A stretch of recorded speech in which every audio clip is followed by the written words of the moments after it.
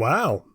Okay, pretty much all of you wanted to see the Angelic Hierarchy first, and if it wasn't first, it was everyone's second choice. But you know, I can understand that hype. Religion isn't inescapable. Its presence isn't exactly as invasive as it used to be, where simply being horny got you knocked over the head with a 2,000-page book and your foreskin snipped off. But you do see it in some pretty common places. References to God can be found in many countries' constitutions. Almost every university has a chapel or similar house of worship on or around campus. The occasional prayer is still a commonality at the family Thanksgiving, or like me, you were locked in a hospital room with a metallic anorexic Jesus strapped to a crucifix because the hospital is Catholic, so are you. Though I suppose that's fair, seeing as I felt like I was in a medieval Inquisition torture chamber.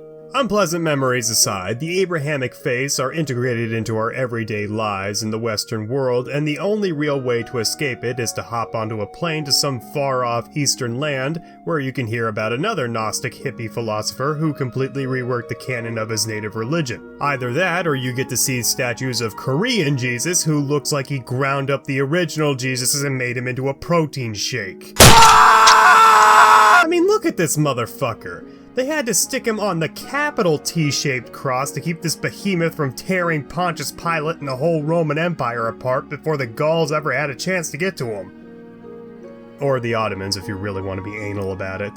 You all might think that I'm just dicking around here, but Korean Jesus is actually a perfect foil for what I want to talk about today, and that is religious iconography.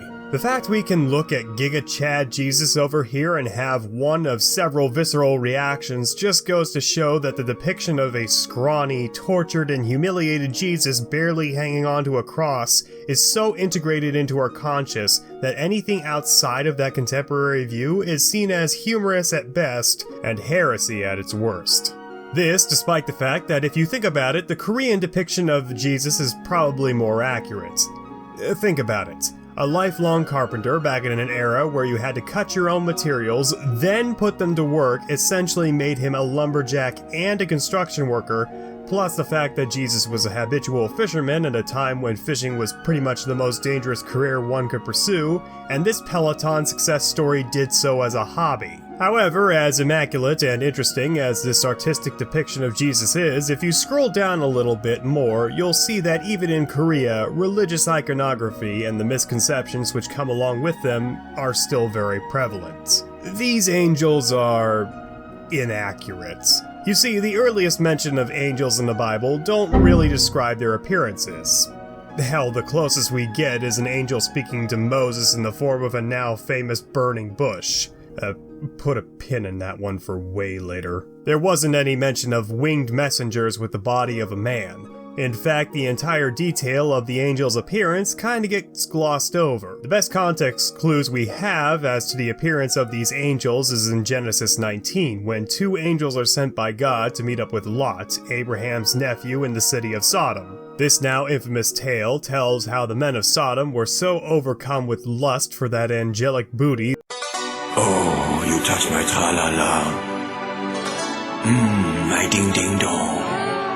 That even when Lot offers up his own daughters to get gangbang raped, they say, nah, and proceed to demand more gay butt sex because sodomy isn't a term which has been invented yet. This passage implies to us that the angels of God, at least the one sent to Lot, look just like any normal human being, except far more twinkish and delicious. The human with white wings growing out of his back is an art trend started somewhere in the time of Emperor Theodosius the Great on the so-called Prince's Sarcophagus, which is thought to be derived from a certain Mediterranean culture who, coincidentally enough, also liked their sodomy quite a bit. The idea really started picking up steam once Father now Saint John Chrysostom? I'm not sure I'm pronouncing that correctly, came out in writing stating that the wings of an angel represented their sublime nature and their ability to descend from the heavens and communicate with humanity. As pretentious as the original quote sounds/is, I can't help but respect the logic which resonates within that sentiment. Either that, or I'm showing an innate bias, as Saint Chrysler was well known for his criticisms of the Catholic Church on the subject of abuse of powers at a time when that sort of talk could get you skewered over a roaring fire. So, hats off to Johnny Boy. However, for every bit of praise I offer anyone in my videos, it has to be coupled with at least 10 lines of cynicism, so here we go. Up until fairly recently, and by fairly recently I mean centuries before anyone watching this video was even thought of, angels were allowed to be depicted in art with haircuts and figures which suggest a leaning towards one particular gender, but more distinguishing characteristics such as facial hair or breasts were a no-go, as the theological consensus was that angels were spiritual beings with no gender, no need for food, and much to the dismay of sodomites, likewise had no need for an asshole to shit out of. And he urged them greatly, and they turned unto him, and entered into his house, and he made them a feast, and did bake unleavened bread. And they did eat. This just goes to show you that even in the Dark Ages, no one who believes in this shit actually read the book. I, however, am reading the whole thing through a series of live streams, so if you folks at home are a bit rusty on your Bible or wish to just have it read to you through a more secular academic angle, I'll be leaving a link in the description to the first episode of Bible Book by Book, or Quadruple B because alliterations are still cool with the kids. Just note that I will be extremely anal with my analysis because I don't want to miss anything. Speaking of not reading your religious text and instead relying on some asshole on YouTube to go through it for you, the more astute among you may have just realized that I skipped several centuries ahead to after our Lord and Savior, whose street address is a planet Thickness, died in order to describe the physical appearance of angels. Well, that's because I wanted to get the boring modern version of the angel of the Lord out of the way so that we can discuss a certain more modern Old Testament story where a prophet sees something frankly horrifying. In fact, it's probably the reason you all clicked on this video and what's been hiding in the back of your minds while you pretended to watch this up until now. I'm a pedantic asshole who's a glutton for small details, alright? Let's get into the Bible's real depiction of angels.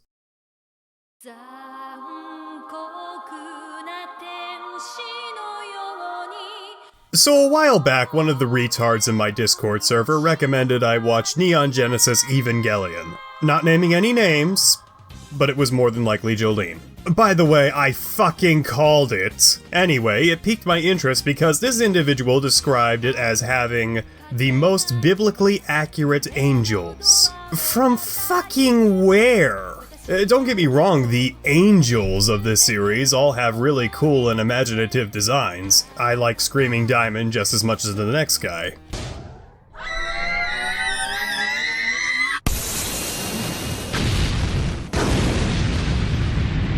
But biblically accurate they are not.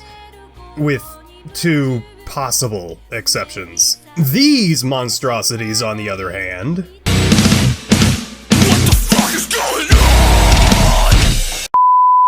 Korean, Jesus Christ. Okay, so where to start here? Well, let's begin with Ezekiel himself and what he saw, quote, in the land of the Chaldeans, that's Neo-Babylonia for those of you not in the know, suggesting this takes place sometime during the time of the Jewish exile from 587 to 539 BC. Now, Ezekiel was supposedly a prophet who received various visions from God, foretelling the downfall of Jerusalem, the condemnation of foreign idols in the first temple of Solomon, and the new laws which citizens must abide by once they have returned to their homeland. No one really pays attention to that section of the book, however, as they're a little distracted by the wheels with fucking eyes! In Ezekiel's vision, drug trip, we are provided with some lovely imagery which is believed to be the first canonical mention of the angel's appearance in the Bible.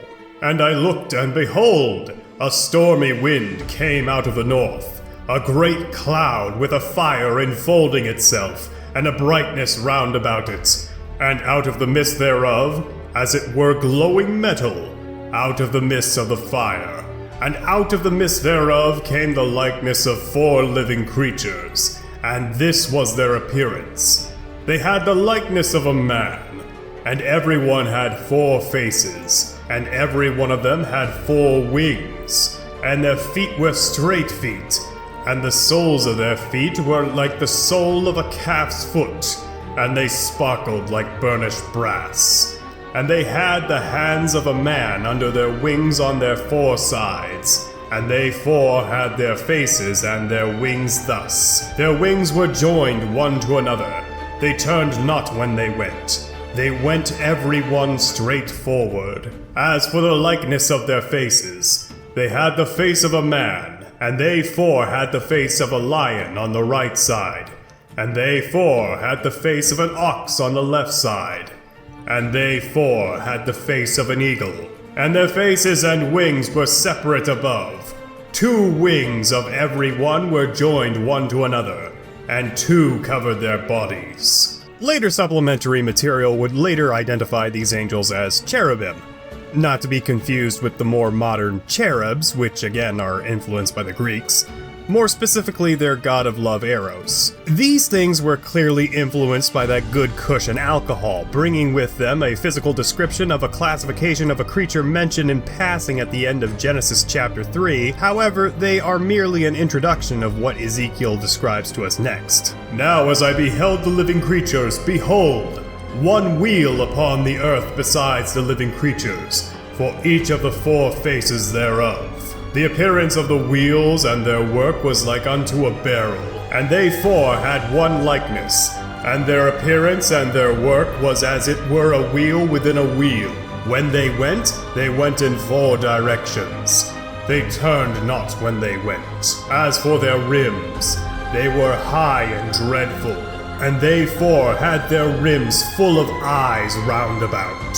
And when the living creatures went, the wheels went beside them. And when the living creatures were lifted up from the earth, the wheels were lifted up. Whithersoever the Spirit was to go, they went. Thither the Spirit was to go. And the wheels were lifted up beside them, for the spirit of the living creature was in the wheels. This next class of angels goes by many names, each one just about as boring as the other. Some call them thrones due to how they supposedly support the throne of God. Others simply call them Ophanim, which sounds cool up until you realize that's just the Hebrew word for wheels. Basically, nobody can figure these fuckers out, as when it came to the cherubim, at least there's a basis for their appearance in the Middle East which preceded them in the form of the Babylonian Lamassu. There really is nothing like the thrones anywhere else in any religion. And this, coupled with just how disturbing they are, makes them my favorite class of angels. Now, while the cherubim and the Ophanim are the only ones explicitly identified in Ezekiel, there is another classification of angel found within its pages mentioned before either of them called the Hashmallim. Going back to Ezekiel 1:4 for a moment, "And I looked, and behold, a stormy wind came out of the north, a great cloud with a fire enfolding itself, and a brightness round about it. And out of the midst thereof, as it were glowing metal, out of the midst of the fire." So imagine a Lakitu from Mario, except the cloud it rides on is a raging nimbus constantly streaking out lightning, and the Lakitu is a giant pillar of fire with a glowing hot metallic head. That is a sort of badass imagery we get from the Hashmallim, who are sometimes associated with the Christian Dominations. Also, as one final note on Ezekiel before we get into the categorization of each of the angels, there is this one passage which is interesting. "And above the firmament that was over their heads was the likeness of a throne, as the appearance of a sapphire stone." Shine on, you crazy screaming diamond.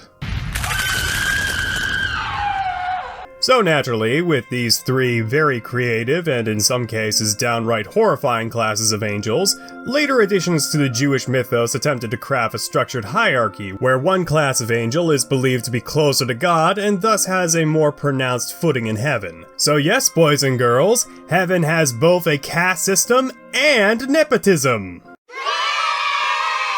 Don't worry, they got the idea from Zoroastrianism. Boo! You stink!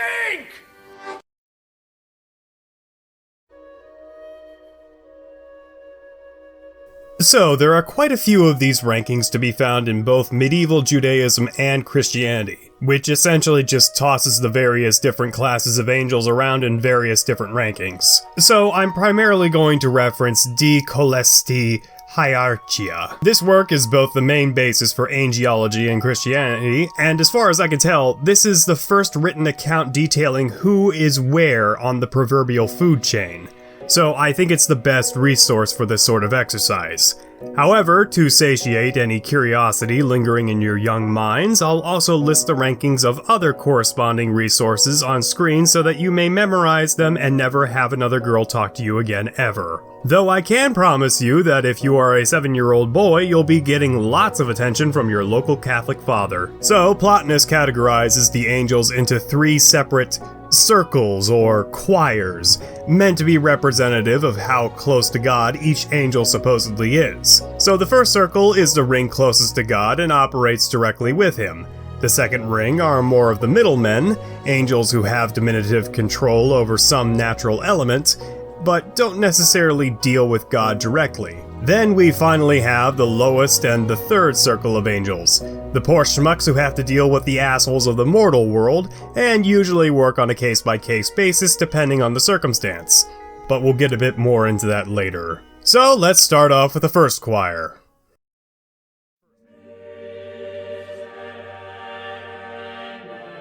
The highest ranking angel is called a seraph. Seraphim are probably the closest thing to the typical depiction of an angel, which is a specific noted appearance in the Bible.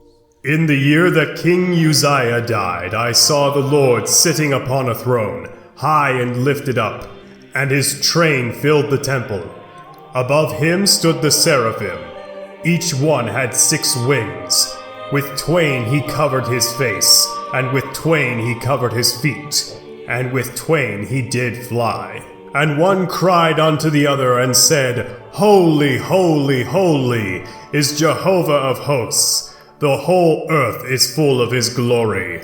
And the foundations of the thresholds shook at the voice of him that cried, and the house was filled with smoke.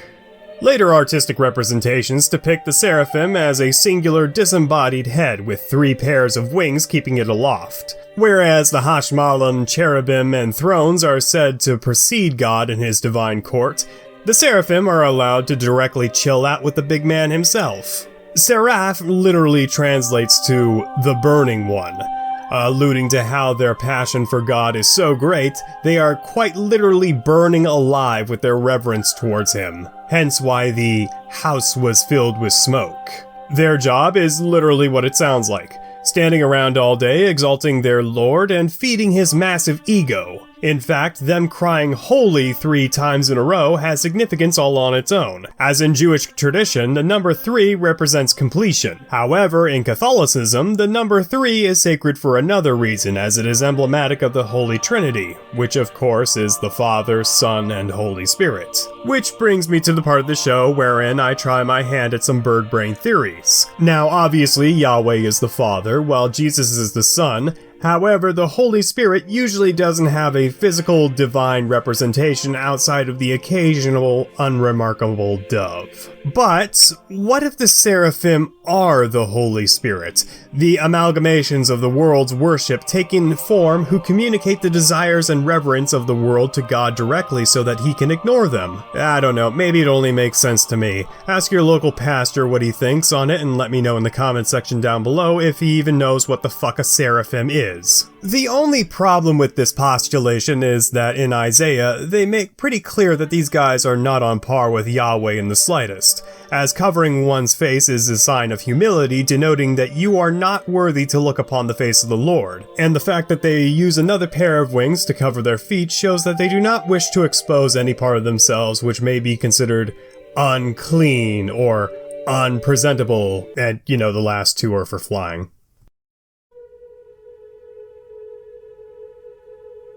As stated earlier, the cherubim have the distinct honor of being the first class of angels mentioned in the Bible, and the first angels mentioned at all until Hagar is kicked out by Sarai for doing that one thing Sarai literally told her to do. And now we have Arabs. Cherubim likely derives its name from the Akkadian word karabu, which means to bless. This likely means that their full title translates to blessed ones or the ones who bless. We've already touched up on the appearance of cherubim in the Ezekiel section, so let me swiftly move along to their role in the angelic hierarchy, and that is to protect places which are deemed too sacred by the Lord for mortal plebs such as you or I to enter. Most infamously of all, the Garden of Eden, which we covered in our first ever episode of Bible Book by Book. Yes, I'm shilling that out again, which you can view right over here. Just keep in mind it's a 2-hour live stream rather than a standard issue video, so you probably should finish watching this video first. Long story short, according to Genesis chapter 3 verse 24, "So he drove out the man, and he placed at the east of the Garden of Eden the cherubim, and the flame of the sword which turned every way, to keep the way of the tree of life." Which, if they are typically assigned to protectorate roles in the Bible, then it starts to make a lot more sense why these guys would have 4 faces, as if coupled with flaming swords with streams of fire which can incinerate any target at a moment's notice, it makes a lot of sense why nobody has found the swords of immortality. When they aren't acting like those plastic handles put on doorknobs which are meant to keep toddlers out of important rooms yet are arguably more effective against the adults, the cherubim are acting as the procession for the throne of God, though their role in the context of Ezekiel can be seen more so as a security measure for Yahweh, or as direct messengers for God to the chosen few he actually decides to talk to, i.e. Moses and supposedly Catholic fathers who will charge you a monetary fee for penance because apparently God has bills too. Speaking of Moses, apparently the big man upstairs held a certain level of fondness for these angels in particular, telling the Jewish prophet to inscribe 4 images on each side of the Ark of the Covenant. And of all the classifications of angels we are going to be talking about today, they are the ones most specifically noted in the Bible after the angels. However, many of these mentions allude to an unspecified categorization. This favoritism is reflected in our pop culture reverence towards the cherub as the second most likely mental image you conjured up when someone mentions the word angel. Though, to be fair, there are only 2 variations of angels as far as most people are concerned. Most people are stupid though. But not you! You watch Messiahs in mythology, you smart cookie you! Alright, so I assume this is the part of the video which warrants the most amount of questions from you, the audience. Profound questions like, "Oh god, what the fuck is that? Somebody kill it with fire! Wait, why is it already on fire? Shit! Does that mean we can't kill it with fire?" Or, "Why does it have so many eyes? What kind of opium did Ezekiel have to smoke to hallucinate this abomination?" Ranging to, "Is that a fucking fetus piloting this goddamn abortion of a life form?" The answers being yes, my plug was pondering the same thing, and another yes. Ophanim are kind of the poster boy for biblically accurate angels. This is probably due to the fact that their appearance is the most antithetical to our modern conception of angels, and invokes the biggest sense of mystery among the other classifications of angels. However, the splendor of these angels isn't all it's cracked up to be. Whereas the Seraphim are God's private confidants and Cherubim are his secret service, the Ophanim are basically glorified chauffeurs. Yeah, you remember that chariot of God? Well, every chariot has got to have some wheels somewhere. Except God himself does not control the trajectory of this chariot, as the Ophanim are said to move in tandem with the cherubim in front of them, as the spirits of the cherubim are within them. So yes, those little fetus-looking motherfuckers are the angels which pilot the Ophanim, which make car go vroom. It's not known if these critters have autonomy, though it's implied by their name, also sometimes called Galgalian, that their main function is to move the chariot, as both of these names literally translate into wheels. However, the Ophanim go by a third name, thrones, in Christian Angelology. The rotation of their wheels is meant to be symbolic of the orbital patterns of the planets, and their eyes are meant to observe any and all intruders who may try to invade the inner sanctum of God, Empyrean, meaning that these angels are implied to work in tandem with the cherubim, with the Ophanim taking on more of a surveillance duty and then passing along their visions into the cherubim with their multitude of eyes, and so the true muscle is already aware of any intruders into God's penthouse and is already turning his flaming sword against them. And that's about it for the first choir. Yeah, there's really not too much to mention about the Ophanim besides their appearance ironically being one of the most ungodly things to plague this earth, but as far as lore goes, they're kind of lacking in that department, which is a double-edged sword as it contributes to their mystery, but at the same time, why is there a fetus piloting an organic alien spacecraft?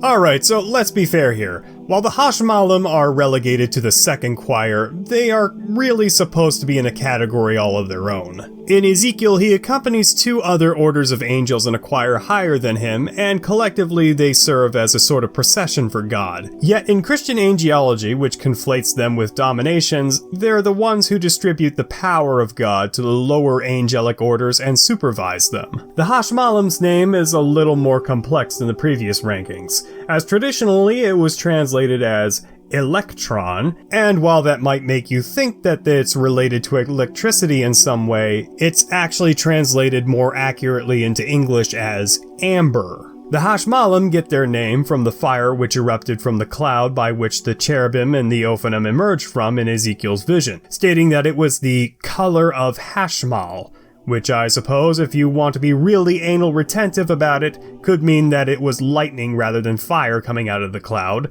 though this is more of a chicken coming before the egg scenario, as the English word for electricity was inspired by the Greek electron. And of course, Ezekiel had no concept of electricity during the times of the Babylonian exile, unless you're trying to hit me with that ancient aliens bullshit again. Hashmallim, as a de facto bosses of the affairs of mortals whom God can't be bothered with, oftentimes invoke his divine wrath upon humanity. According to some Christian doctrines, it was the Dominations who destroyed Sodom and Gomorrah for having too many cases of the big gay. They are also the ones responsible for imparting divine wisdom, though only exclusively to monarchs or some other person who is deemed important enough to have a direct line of communication to God. You probably haven't heard one of these divine decrees before. It was just a little piece of wisdom passed down to the Israelites called the 10 Commandments. Again, even though both this and the Sodom and Gomorrah incidents were probably retconned later to be the doing of the Hashmallim,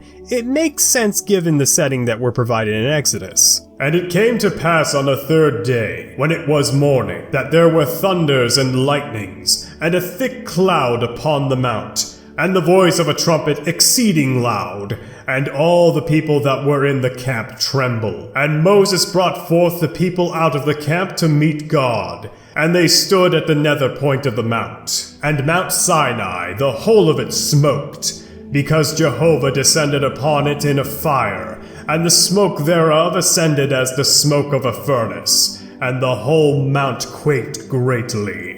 Let me just say that as a writer, this little detail kind of endears me to the Hashmallim a bit more. It takes a couple of loosely interconnected phenomenon dealing with fire raining down from the sky in Genesis and Exodus, and then attaches them rather neatly to an otherwise obscure classification of angelology, the entirety of which is an obscure field unto itself. Hashmallim are quite possibly the best example of world building done right by using the existing continuity, unlike someone else who was added to the biblical canon at a later date. Speaking of Satan, holy shit, this video might end up being just as long, if not longer, and we're not even halfway through the different classifications of angels.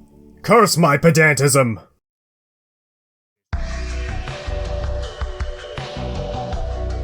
So, up front, I should mention that from here on out, we're not provided with any sort of physical descriptions for these angel classifications aside from artist renditions, which means that you can either go with the Greek-inspired traditional depictions of angels as humanoid beings with wings growing out of their backs, though when it comes to the virtues, some profess that these wings are blue and are ordained in a sparkling armor. The virtues should sound familiar, as they are meant to embody the 7 virtues which counteract the 7 deadly sins, those being chastity, patience, kindness, diligence, temperance, charity, and humility. Likewise, the virtues are said to be representatives of humanity's free will and our inevitable control over our own individual eternal destinies, which of course just like the virtues and deadly sins themselves is an idea borrowed from the Persians at the advent of Zoroastrianism, which may just be the most referenced video on my channel by this point. Side note, while I have your attention drawn to that video, I now think I made a bit of an error when judging the, quote, most influential religion, as broad and vague as that terminology sounds/is. So here's the updated ranking. Christianity is inarguably the most important religion through a historical context. Zoroastrianism is the most influential religious philosophy, and as far as lore goes, if you choose to believe that Pi mythology is at all accurate, which you shouldn't, then I suppose you can give that gilded honor to them. However, I'm sticking with what we definitively know to be true and stating that it's probably Mesopotamian mythology. But getting back to the virtues, their role in the universe is arguably much more important than the Hashmallim from a modern perspective, as they govern the, quote, motions of the heavenly bodies. Essentially just meaning that these fuckers can control the trajectory of planets, and by extension probably the rest of the universe, galaxies and all. Though, if you are an over-evolved munchie, thinking that the rock you're currently floating on with your underpowered munchie brain and an undeserved ego, it's probably no big deal. Star go twinkle twinkle. Another aspect of nature, which is said to be the responsibility of the virtues, is supposedly the weather. However, some denominations state that in fact that role was assigned to the Hashmallim, which makes more sense to me personally, seeing as they ride on a fire-breathing cloud anyway, but I guess it's kind of fitting that they should be in charge of the more elemental aspects of creation, given the whole 10 plagues brought upon by Pharaoh exercising his free will and not liberating the Jews out of Egypt. Oh, well, shit. There goes your free will.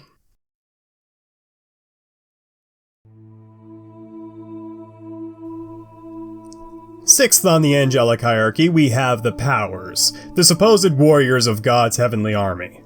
As a divine army, the typical depiction of these angels is as angels wearing armor and brandishing some sort of medieval weaponry. That is, unless you're the cab.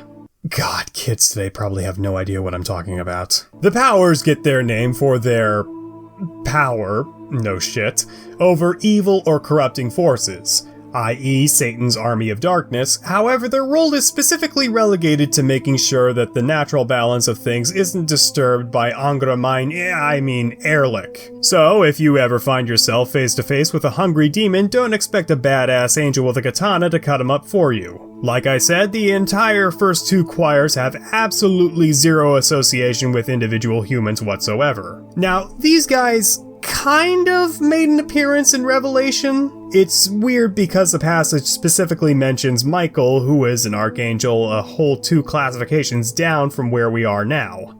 It bears mentioning that he was accompanied by, but did not necessarily lead, an army of angels into the fray who I assume are the powers, though Michael's presence being specified, especially directly by the Bible itself, is a bit odd. Later doctrine has many different stories elaborating on this, where Michael gets a sword directly blessed by God and single-handedly defeats the entire Legion of Darkness, while some other denominations conflate Jesus himself with Michael in the war against Satan, and others really stretch things out by saying that Michael and Satan still haven't settled their score and will fight to the death during Armageddon. Remember how I was praising the integration of the Hashmallim as a class of angels into the biblical canon earlier in this video? Yeah, I'm going to say the exact opposite thing about the powers. If you denoted Michael as a power, then that's fine, but it makes no sense that these guys, who are a whole 3 orders higher than poor Michael, would take orders from him, let alone allow for him to be distinguished by name in Revelation. It does beg the question though, if Michael is suitable to deal with Lucifer and his entire army by himself, then what kind of demonic threats are the powers needed for? Have fun losing sleep over that.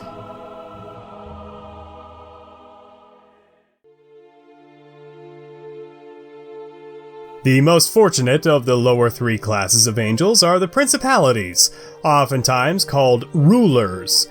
They are basically in charge of guiding human institutions such as kingdoms, churches, and schools to abide by the rule of God and the upper classes of angels who don't have to deal with us measly humans. In other words, they are stuck in middle management hell, where all they really have to do is sit behind a desk, make sure the Archangels and Malak do their jobs, occasionally get up to walk the floor, or settle a dispute between rival factions as to who is holier than thou art, and consequently more fit to rule. You see, you can tell that these guys are in charge because they wear crowns and carry around scepters.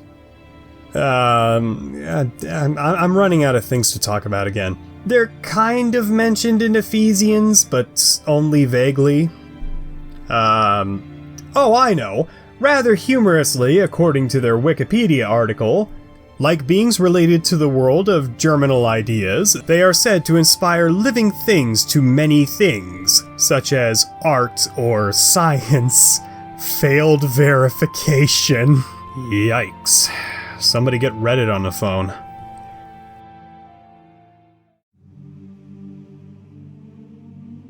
And now we have arrived at the classification of angels I'm sure most of you are already familiar with.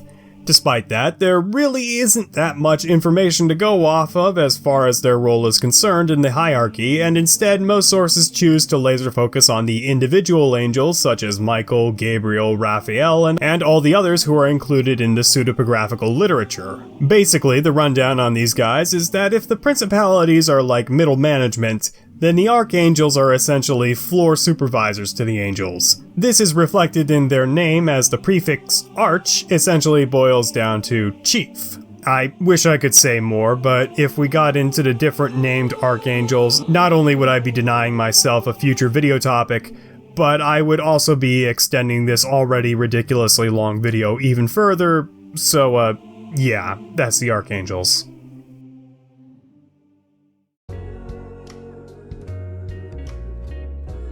And now we arrive at the lowest rung in the angelic hierarchy, the run-of-the-mill angels, or as they were originally known, Malak, or the messengers. This one is a bit blended, but it is generally agreed upon that the Malak deal with people on an individual basis, sometimes as guardians, but other times as moral compasses guiding the poor hapless souls back on the path God supposedly has set before them. Because of this intimate familiarity between angels and humans, it is often assumed that an individual's guardian angel is a deceased loved one. If that is the case, that sounds an awful lot to me like an evolved, westernized variation of ancestor worship, literally elevating the corpses of those passed by into semi-divine beings who are the agents of an actual divine being who will make sure that you eat your veggies, pray to Jesus at least twice a day, and don't furiously masturbate in the corner acting like you're being productive and getting out your most recent video. Two common themes you may have noticed when it comes to the angels of any particular choir, these ones not withholding,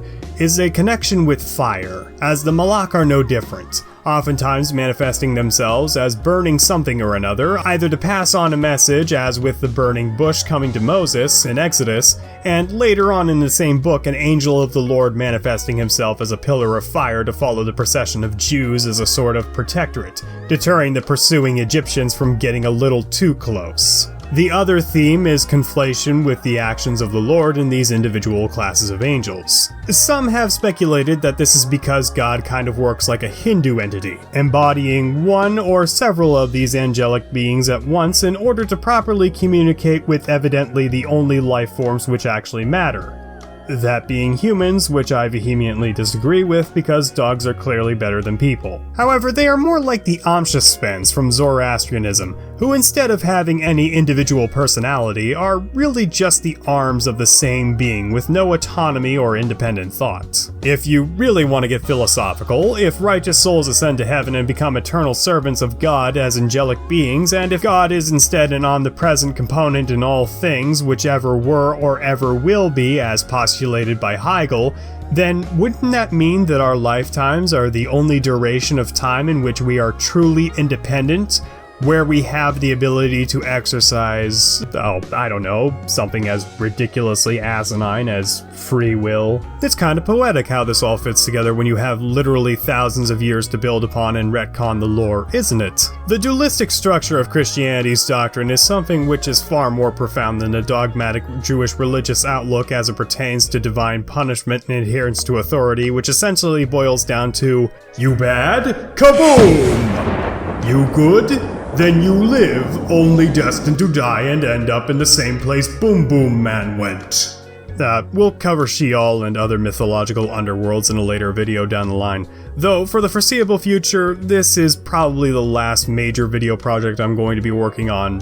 Holy shit, I didn't think July would be host to 3 half-hour-long plus videos. Speaking to angels as a whole, though, they definitely seem to embody some philosophical quandary someone having an existential crisis thought of at some point following the foundation of the church about the nature of humanity and the supposed divine souls which transcend our physical bodies. And then the rest is napkin lore, which draws inspiration from eyeball donuts some guy saw while he was tripping on cactus water in the desert. Thank you all so much for watching today's video. This one took me a long ass time to make, as I didn't realize that I was setting myself up for another Zoroastrianism video when I prompted it to you guys as a monthly video option, and it's by sheer coincidence that this video fell right next to both Satan and the 1000 subscriber special on the timeline, but c'est la vie. Like I alluded to earlier, I'm going to try to work on smaller projects for the most part over the coming months so as to not end up killing myself physically or ruining myself financially. However, if you enjoy this sort of content and want to see me put out more video projects such as these, the long ones, a great way to help contribute is to go to my Patreon link down below and join these wonderful people over here who fund my editors so that I can actually make more than one video a month. Some of you guys have expressed to me that you'd even like to see this shit on a weekly basis, and while I would love nothing more for that to be a possibility too, I cannot do it alone and editors aren't cheap. Maybe someday, but I surely can't do it without your help. So please consider supporting not me, but the channel. Links to other things like my Discord are linked down below where you can chat with like-minded people about mythology. And if you have a suggestion for a video you'd like to see me do in the future, leave it in the comments section down below as well as your thoughts on the Angelic Hierarchy. Did I bore you? Entertain you? Arouse you? Give your perspective down below, as I'd love to read it, and it really does help out the channel as YouTube is nothing but an analytics nightmare. Susan aside, I just want to thank you all again for watching. My name is Messiahs in Mythology, and as I always say, have a God's blessed day.